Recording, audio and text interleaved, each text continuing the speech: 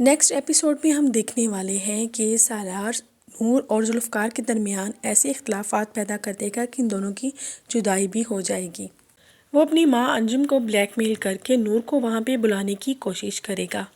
नूर जो पहले ही जुल्फ़कार से पूछे बिना अपनी फूफो की इयादत के लिए चली गई थी, ये नूर ने अपने लिए ख़ुद मुसीबत खड़ी कर ली थी और अब वो इसी टेंशन में है कि वो जुल्फ़कार को इस बात के लिए कैसे मनाए, क्योंकि जुल्फ़कार भी नहीं चाहता कि नूर का सामना सालार के साथ हो और नूर बज़ाते ख़ुद भी नहीं चाहती कि वो बार बार सालार की शक्ल को भी देखे।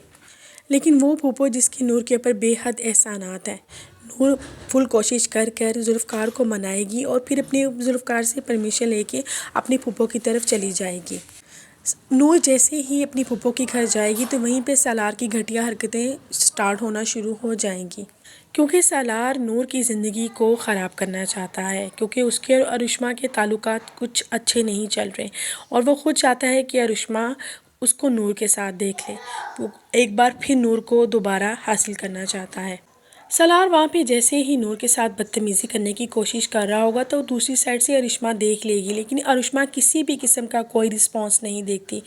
वो सालार की सारी हरकतें सिर्फ नोट कर रही होती हैं, क्योंकि अगली बार वो सारा मलबा नूर के ऊपर गिराने वाली है। वो अपनी सास के आगे ये डिमांड भी रखेगी कि जितनी जल्दी हो सके नूर को यहाँ से निकाले, उसकी वजह से उसका घर ख़राब हो रहा है। और दूसरी तरफ अरुष्मा भी इस घर से नहीं जाने वाली, क्योंकि वो सारी हरकतें देख रही है। आगे जाके उसने जुल्फ़कार को ये भी बताना है कि नूर ख़ुद सालार के पीछे पड़ी हुई थी।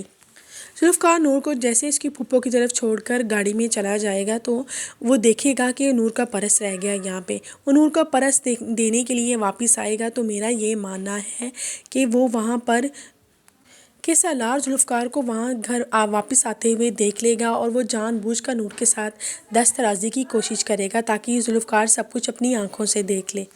वो ज़बरदस्ती नूर का हाथ भी पकड़ेगा और ये फ़ील करवाएगा कि वे दोनों एक दूसरे के बेहद करीब हैं, क्योंकि वो चाहता है जुल्फ़कार ये सब कुछ देखे अपनी आंखों से और नूर को हमेशा के लिए छोड़ दे। जुल्फ़कार जैसे ये सब कुछ देखता है तो वो बहुत ज़्यादा गुस्से में आ जाता है। नूर उस वक्त जुल्फ़कार को देख के सेटिस्फाइड हो जाती है और जुल्फ़कार सालार की सारी हरकतों को समझ लेता है, लेकिन इस वक्त जुल्फ़कार समझदारी से काम लेता है और नूर की बात पे यकीन करता है। वो सालार की सारी घटिया हरकतों से वाकिफ़ है, लेकिन जुल्फ़कार से ये बर्दाश्त नहीं होता सालार का नूर का ज़बरदस्ती करना और उसका हाथ पकड़ लेना। फिर जुल्फ़कार फ़ैसला वहीं पे खड़े खड़े करता है कि वो एक ही बार में सालार का सारा किस्सा ख़त्म करे।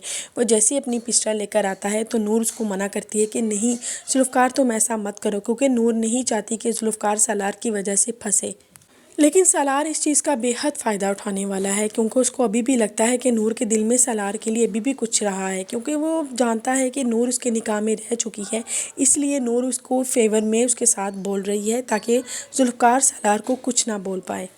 नूर जैसे ही जुल्फ़कार को गुस्से से रोकेगी कि आप सालार को कुछ नहीं कह सकते, तो उल्टा जुल्फ़कार गलत मतलब ले लेगा नूर की इस बात का।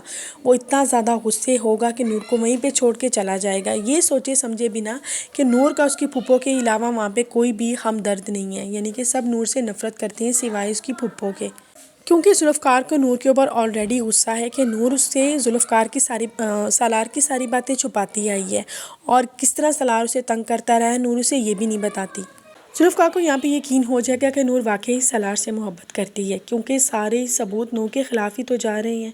वो इसलिए नूर को उसकी फूफो के घर ही छोड़ आता है कि तुम एक बार ही फ़ैसला करो कि तुमने मेरे साथ रहना है या तुमने सालार के साथ रहना है। नूर की ज़िंदगी एक बार फिर तंग हो गई।